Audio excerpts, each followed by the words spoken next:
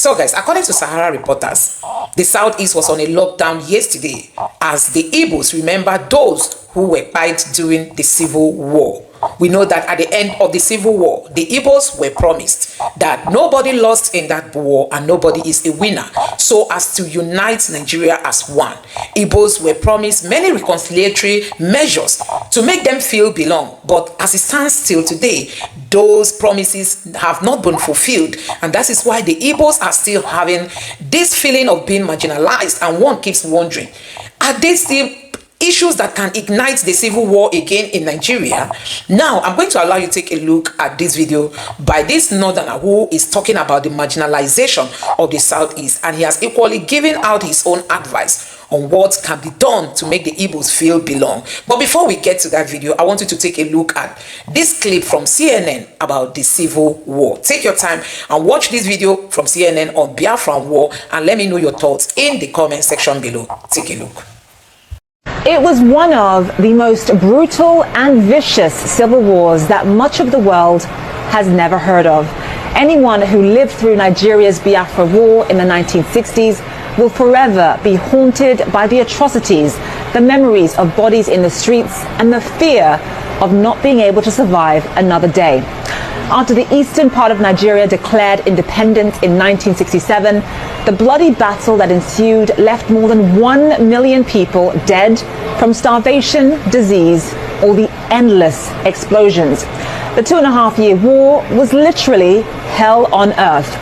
As many of you who watch this show regularly know, I am Nigerian and I am from the part of the country where this war took place. Family members who lived through it tell me they never knew if they were going to eat, let alone what. It was common for people to feed off of grasshoppers, snakes, and termites. My mother's younger brother died during the Biafra War, and that was considered a very, very lucky outcome. If you only lost one family member, you thanked your lucky stars. So given all of that history and all of that pain, why are there now growing calls for a new secessionist movement in the exact same part of the country? We are joined live now by Amaka Anku, an expert on Nigeria and sub-Saharan Africa. She's also the head of Eurasia's Group's Africa practice. Amaka, thank you so much for being with us. So you and I are both Nigerian. It's been over 50 years since this brutal civil war. Why is there this additional secessionist movement in the same part of this country bubbling up? Look, Zain, the fundamental problem here is that Nigerians don't trust Nigeria, right? Like you said, and there are many reasons for that, right? All the years of military rule, Nigeria has underinvested in Nigerians and in basic services like healthcare, education, infrastructure, and there is then the broader issue of justice, right? We saw the protests last year. Police officers kill people and nothing ever happens to them. So, all of this is taking place in that against this history of the civil war that you just explained, where a lot of people in the Southeast in particular feel like there's never been an official recognition of the suffering of the region, right?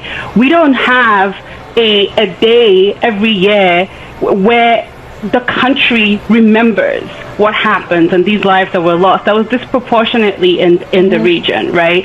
We don't even teach the history in the schools.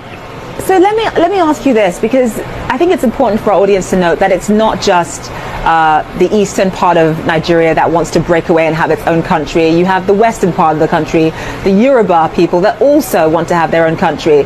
Obviously, Boko Haram in the northeastern part of the country, they want to create an Islamic state. It sort of feels as though there are so many different groups in this great nation who have lost faith in this country. So just in terms of the president's strategy here, if there are people who feel marginalized, has the president made any effort to really show these various parts of Nigeria that he understands their concerns and that their voices are being heard? I would say the government is not doing enough. And look, people have lost faith in Nigeria in part because there's nobody in Nigeria articulating a positive vision for Nigeria's future. Right? Nigeria has a crisis of ideas. Nigeria appears not to have any ambition. And look, that is often, in most countries, that's often a role that is played by government.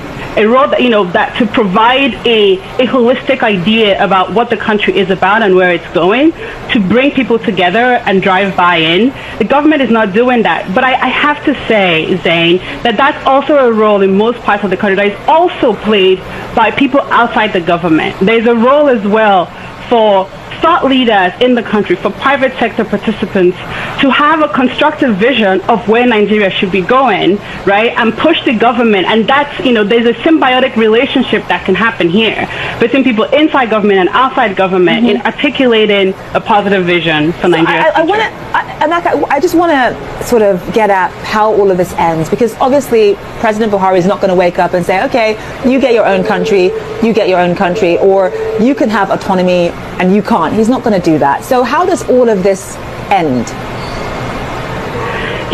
I don't think it ends until Nigeria starts to really and truly invest in Nigerians.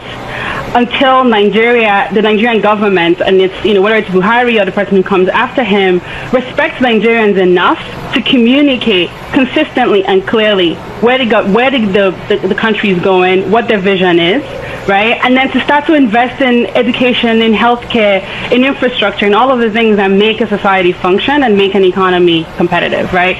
Until that happens, you will continue to see these kinds of calls for secession. And so, just in terms of what the secessionists want themselves, and obviously, yes, we know they want to break apart and form their own country, but is there anything else that they're willing to accept in the medium term, or is it for IBOP and these other groups, is it really secessionist or nothing? I do think that for the leaders of some of these secessionist movements, like Nnamdi Kanu, I do think it's secession or nothing. It's not the duty of people who are not involved to deny the pain of people who are involved. In Nigeria, there's this big embargo about Biafra. You must never talk about Biafra. We have to move on. You have to forget. You have to just move on. Forget about it. But it's not the duty of people who are not there to forget. If the people who suffered want to forgive and forget, it's their prerogative and they can do that at their will. Well, Steve Jobs, has anybody read his autobiography? Yeah, he stopped going to church because he read about the Biafra war. He said, if Christians can do that to people, why should I worship that God? I don't agree with him, but that's his view. He felt so bad about the war. Bernard Kouchner, former French foreign minister, remember him in Kosovo, digging every last bone to understand what happened in Kosovo. But where did he start? He started in Biafra. He was there as a Red Cross volunteer. He resigned from the Red Cross. He said, we can't be impartial in such a situation. He founded Médecins Sans Frontières, MSF, because of the Biafra situation. And that's what Biafra did to him. John Lennon returned his MBE to the Queen because of the Biafra war.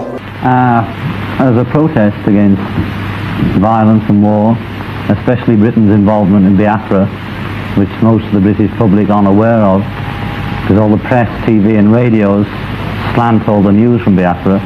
All the stuff I learnt on Biafra from journalists, off-the-cuff folks, is a different story, and I began to be ashamed of being British. And I'm a patriotic nationalist, if the truth will out, and Yoko can vouch for that.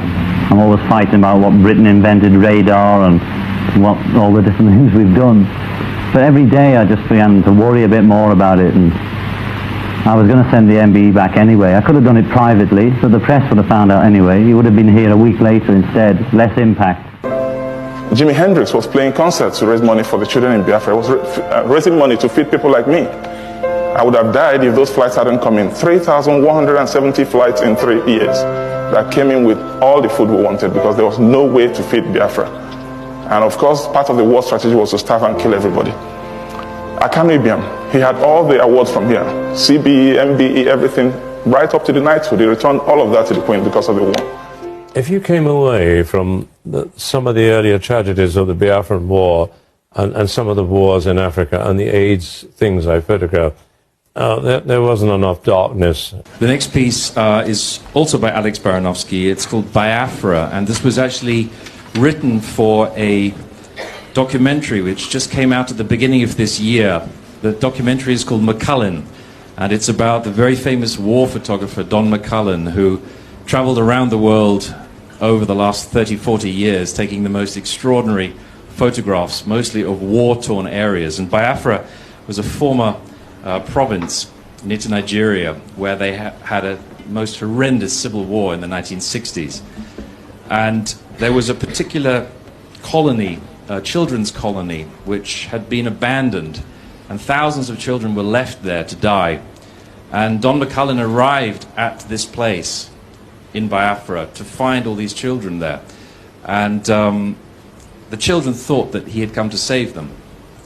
But the truth was he was there as a photographer. He'd come to take photos. You know, I'd walk into a school in Biafra and I would see 800 children dying. And as soon as they saw the white men coming, you could see they thought there was some hope at the end of the tunnel. And what did I bring them? I brought them 2 Nikon cameras around my neck. And I saw these children dropping down and dying in front of me. And you know, we live in a world now where the media isn't that particularly interested in the real tragedy in our lives. You feel that? I'm convinced it is. And it was something that he just never really got over, never really recovered from. And Alex wrote this particular piece based on that, and it's in the film, which is the most extraordinary documentary. I would urge any of you to go and see it. It's just out, and it has picked up 2 BAFTA nominations, in fact, just recently. So this is Biafra by Alex Baranovsky.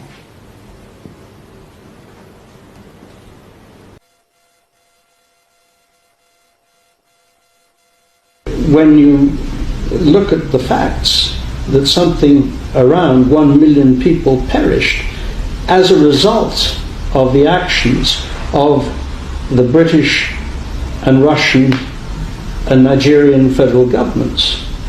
I don't know what one does call it, but it was pretty close to genocide. It was the first of the genocidal wars that a great power got as close to as Britain got to the war in Biafra. And that was totally wrong. And that was wrong.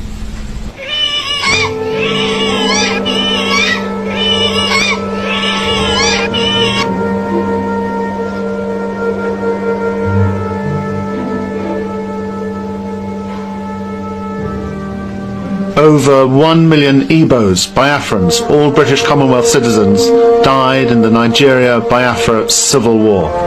Today, more than 30 years later, questions remain. Was it genocide? Was it backed by the British government, willingly or unwillingly?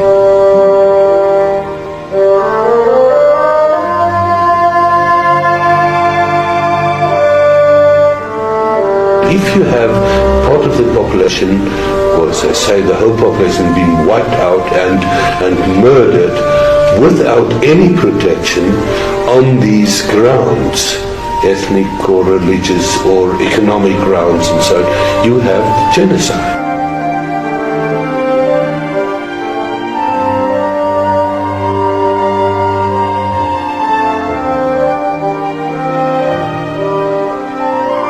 The Nigeria-Biafra civil war was also the first media famine. For the first time we saw starving children in newspapers, in magazines and on television. Well, it was very much the sort of headline news in the papers here for a long time, and opinion was greatly divided as between those who felt that the Igbos had a case and that Nigeria was badly governed and that it was time and something happened and that the Igbos were good people who deserved to be, and others who felt that Nigeria should remain as it was and the boundaries should remain, and if you fiddled about with the boundaries you were going to be in real difficulty, and it was a very bad precedent for other parts of Africa. Nigeria, the richest and most populous nation in Africa. 360,000 square miles, the same size as Britain, France and Germany. 65 million people, 3 major tribes, Hausas in the north, Yorubas in the west, Igbos, Biafrans in the east. Some say the British rigged the odds against the Igbos from the beginning, from even before independence. Of course, we also knew that the elections by 1960 had been rigged. Everybody in the know knew that we had our boys in the north, our puppets, we'd put them in power. They hadn't won at all. The people in the south had won, the nationalists. Some say war was inevitable. The rest of Nigeria had always been jealous of the unity, the strength of the Igbos, the way they had managed to march together to build a better future for themselves and their children. In 1966, the world's attention was focused on Eastern Europe and the brutal Russian invasion of Czechoslovakia. The Middle East, the continuing conflict between the Israelis and the Palestinians, Southeast Asia, the American war in Vietnam and all its horrors. But throughout Nigeria, up to 30,000 Igbos were being attacked and brutally murdered because they were Igbos. It's those who want us to lose a war in Vietnam. It's militants, activists, revolutionaries, anarchists, and communists. That's who it is. To the international community, it was just another African conflict. They didn't want to get involved. It was no concern of theirs. They looked the other way. They had other things on their plate. I would say that there is a difference between when a man belonging to a rich country dies and when a man belonging to a poor country dies. Not necessarily black man, because you can have the same problem somewhere in Asia. No, I believe that the United Nations, the international community, is still dominated by a very Europocentric attitude. Tuesday, May 30, 1967. Enough was enough. The Igbos, alone, isolated, ignored, declared their independence. Their leader was Lieutenant Colonel Ojukwu. The supreme commander and head of the military regime in Nigeria was Lieutenant Colonel Gowan. Both men had been educated and trained in Britain. The war that followed was one of the longest, bloodiest and most disastrously fought civil wars in history. In just 3 years, they used more small arms ammunition than was used by British forces during the whole of the Second World War. The casualties were horrifying. The war was also unlike any other civil war in modern history. The Nigerian government, backed by the British, regularly and deliberately strafed and bombed civilian targets. I saw 10 deliberate bombing attacks on the civilian population, either hospitals or marketplaces, and with no question of any military target being in the vicinity. At precisely 1:30 every day, they come over the town as the marketplace is full, as patients are sitting out on the lawns at hospitals. Here comes the next one. He's just above the mission now. I looked up and I heard the explosion. The convent was still there, but then towards the school there was a cloud of smoke rising up to the sky. The children's ward was the worst. Children's ward got a rocket right through the roof. There was a mother and child killed in bed, and another child was killed in another ward, and another child was cut in half up behind the kitchen. While it was deliberate, they finished an operation. In the next 3 hours, they come back again. So you could see that kind of thing for 3 days or 4 days.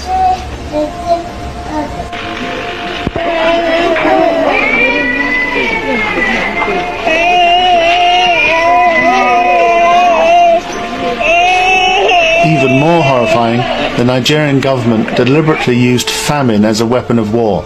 The name Harold Wilson became a curse. Starvation was known as the Harold Wilson syndrome.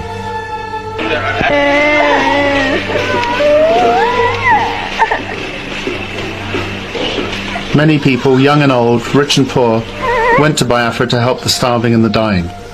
One of the youngest, the most famous, the most glamorous was Princess Cecile de Bourbon-Parma, sister to one of the pretenders to the Spanish throne. She told a committee of the US Senate what she saw. On the committee was Senator Edward Kennedy. I told him how I have been going out of the Biafra, and that one of the last nights I was with the children and the plane was not coming. And we were very anxious. And I had in my arms a little girl of, I don't know, 10 years old. And she was very anxious herself to see if the plane would come and save her.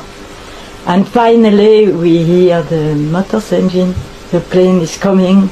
She looked at me, she smiled, and she died.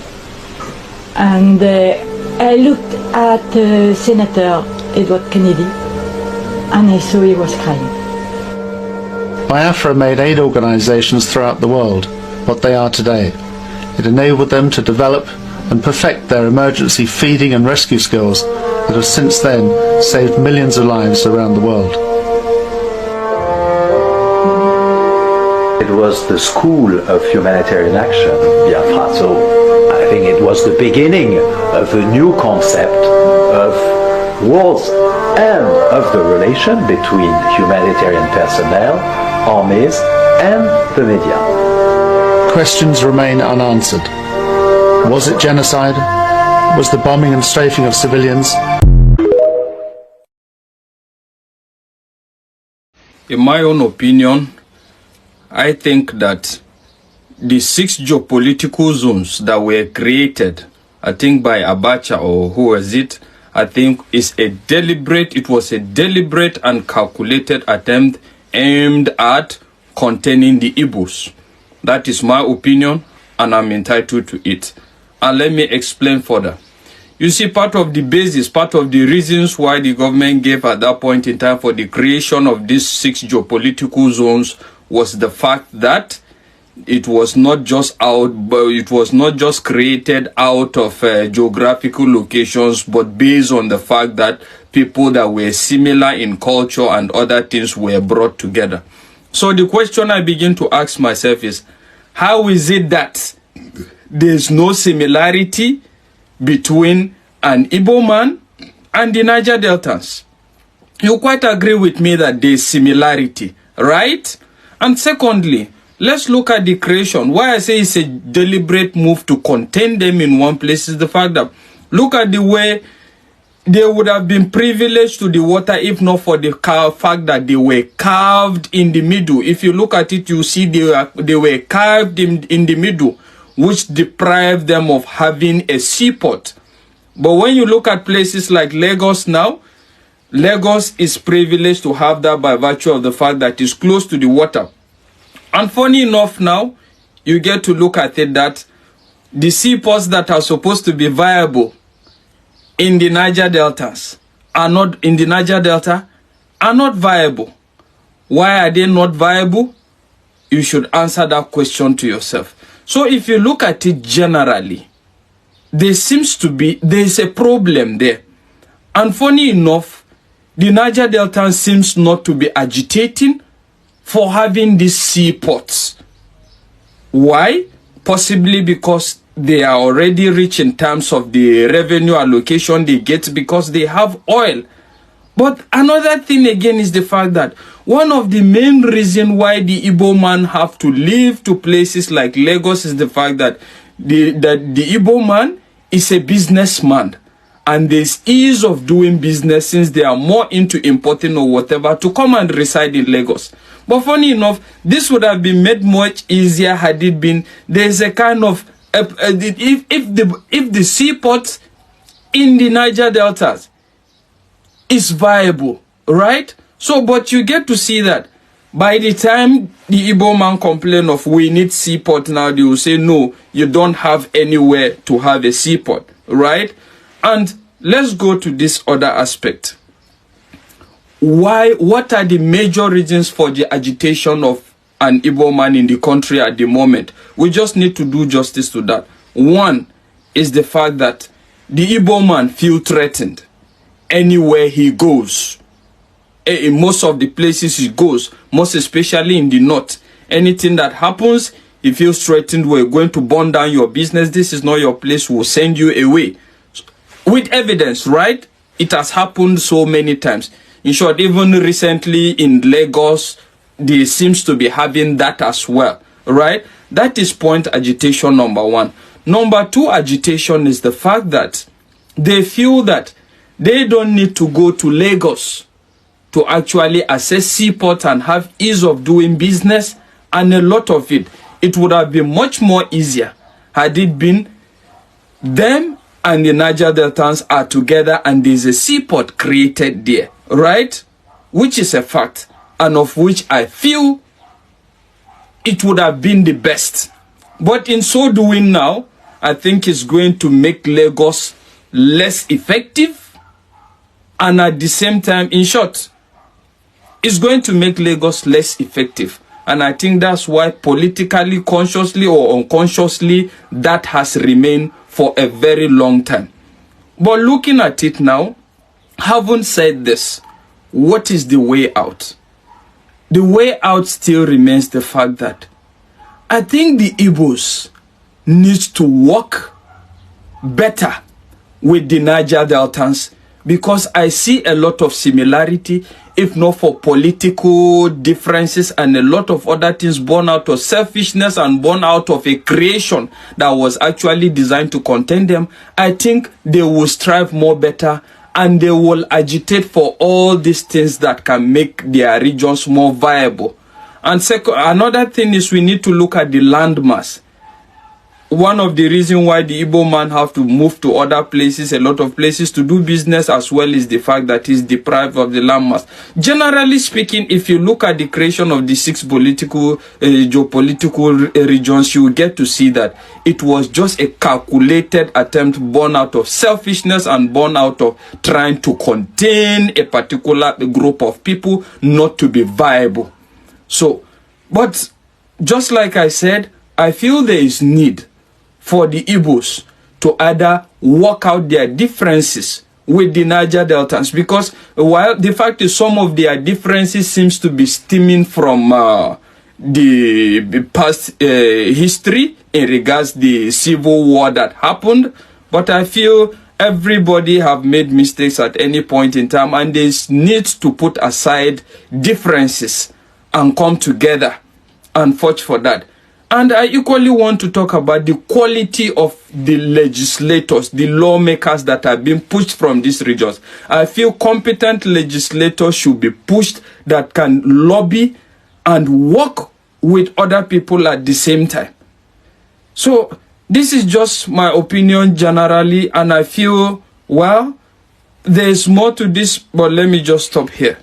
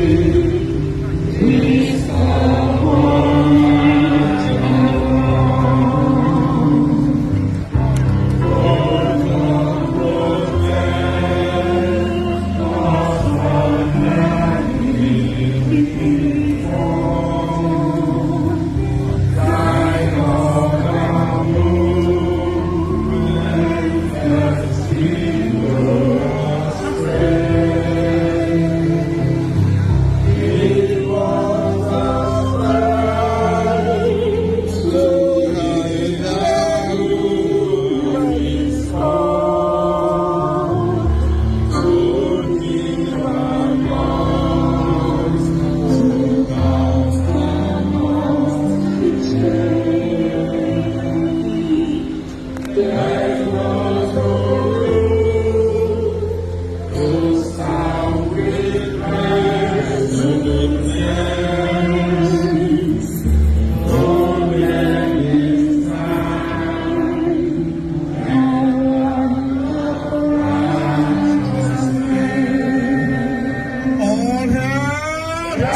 is asking how Nnamdi Kanu was brought into Nigeria from Kenya. In fact, everybody has stopped asking. But that's a question that we should ask. Nnamdi Kanu is a British citizen. The British were also part of this whole thing, because it will never have succeeded without British support. The DSS has come out to say that they are not the ones that did it. The witness during Nnamdi Kanu's court case said that he was from airport. He received Nnamdi Kanu and took him straight to the DSS dungeon. Then you ask, who exactly carried out that mission? The British agency and Nigerian agency collaborated to pin Nnamdi Kanu down. That goes on to show you the reasons why there has been no effort by the British to support Nnamdi Kanu and make sure that his stay in DSS comes to an end and in fact gets his freedom. I'm saying this because the British have a mandate to protect their citizens who are facing trials in foreign countries. Yes. Yes. Fact check me. In fact, I'm going to read you something now to show you the rights of British citizens, to protection against unfair trials in foreign countries. And in fact, they have a mandate. The British consuls have a mandate, to stand by a British citizen who is undergoing trial in foreign countries. And since Nnamdi Kanu has been going in this trial, have you seen the British recently come to his aid effectively? In fact, let me tell you, to add to you, the British fights against illegal detention against its citizens in foreign countries. Yes. They fight against it. They lobby against it until that person receives fair trial and fair sentencing. That is the extent the British can go in ensuring that anybody carrying their passport will never be left behind. I will read you briefly on the role of the British, of the UK, in defense of the citizens around the world. Listen very carefully. Number one, the British provides consular support. Yes, from the embassy of the country that the person is being held, the British ensure that the person is tried in line with local and international, international standards. And also, it will raise concern if the trial process appears not to be fair or the rights of the person are being violated. This is one point of what the British does to ensure that their citizen is not being, witch hunted or so. And so far, Kanu has spent 4 years in the DSS dungeon. Have the British ever released any statements to say the trial was unjust? Because 4 years in DSS dungeon is not a trial. It is just even now recently that a trial has started to begin officially. So why haven't the British come out to condemn or pressure the Nigerian government in trying this man rightly and making sure that Nnamdi Kanu doesn't languish in solitary confinement? That is food for thought. That is a food for thought. Number two, monitoring of the case. British consular officials may attend trials as observers. They can advocate for fair treatment but cannot get somebody actually out of jail or demand that the case to be dropped. Just like you said, they are supposed to be there during his trial in consular services. British embassies in Abuja just close by. How many white men did you see in the court for the past few days? How many Igbo did you see in court? So supporting Nnamdi Kanu all this while, standing by their citizen. How many white men do you see? Nobody. They've abandoned this man because they are the ones that put him there. They are the ones that went to Kenya. They are the ones that played the major role in making sure that they assist in catching this man for the government. See, let me tell you something like that. Clear conscience fears no accusation. So guys, you can see that some of the things the Igbos are going through today in Nigeria is is man-made, as in it was intentionally carved out just to checkmate the Igbos. They believe that the Igbos are hardworking, and if given, that free hand, they want to override every other part of the country in terms of success. They will outblow every other part of this country, and that is what they don't want. Now, still, despite all that is being done to make sure that the Igbos are stopped, the Igbos have refused to be stopped. You can see the sufferings of Igbos in Nigeria. Like we have it today in Nigeria that, if you're an Igbo man and you are in the southeast doing business, your cargo that you imported from outside the country must come through Lagos. And when it gets to Lagos, you now start going the hustle or the trouble of bringing that container from Lagos to the southeast. It has to do with bad roads. It has to do with you meeting kidnappers and thieves and robbers on the road. It has to do with the extortions from the police, extortions from the military, extortions from all kinds of people on the road. It has to do with a whole lot of risk. What if the trailer carrying your goods falls because of bad road? What if the trailer, breaks down? A whole lot of challenges, and guess what? Directly, indirectly, this is affecting people's businesses, because sometimes people keep saying, why would somebody leave Nigeria and travel out when you have a successful business? Do you know how good is the ease of doing business in Nigeria? This is why everybody is running out. Just this Ghana here, if you know the population of Nigerians being housed by Ghana, you will be shocked. Not to talk of other smaller African countries. Nigerians just want to leave any other place that is not Nigeria, because this is a country that will not give you light, will not give you employment, will not give you, they will not equip you in any form, any way, directly or indirectly. Nobody is going to equip you, and that's why people prefer to leave the country, because they know that staying back is not going to help them in any form. Anyway, guys, let me know what you think about this in the comment section below. Please don't forget to subscribe to the channel, turn on the notification bell. Please give this video a like so that YouTube can recommend it to others, and drop your thoughts in the comment section below. Thank you. So guys, honestly, there are a lot of reconciliatory steps that are yet to be taken by the federal government of Nigeria to make the Igbos feel belong, because this thing is no longer a child's play. When you go to places like in the UK, there were many people who came out yesterday to celebrate Biafran Day. I mean, Biafrans around the world, they are celebrating this day to remember those who were died. I mean, those who died in the course of this war. Even though we were told that nobody won, nobody lost, and that every one of us is a winner, the southeastern people were promised reconciliatory steps that will bring them back into Nigeria as one. But till today, nobody pays attention to all that. The question remains, is the Biafran war going to repeat itself again? That is the question many Nigerians are asking, because from the look of things, nobody cares about the Igbos. The Igbos have been marginalized. Because of that war, many things are happening. The Igbos are always left behind the table, and they are not being carried along. Don't forget, during the Buhari's regime, during security meetings, the Igbos will not be there. People were wondering, what a country. How can you discuss security of a country and you will not even include a particular region, because you feel they are not worthy to get information that have to do with, Nigeria? So guys, a whole lot is happening in this country, honestly. A whole lot is happening, and one just keep wondering, when are these challenges going to come to an end? Considering what is happening now today, everybody now, people who did not even believe in Biafra are now beginning to believe in Biafra, because see, let the truth be told. Let the truth be told, the marginalization is there. And Nigerians the Igbos want to feel belong.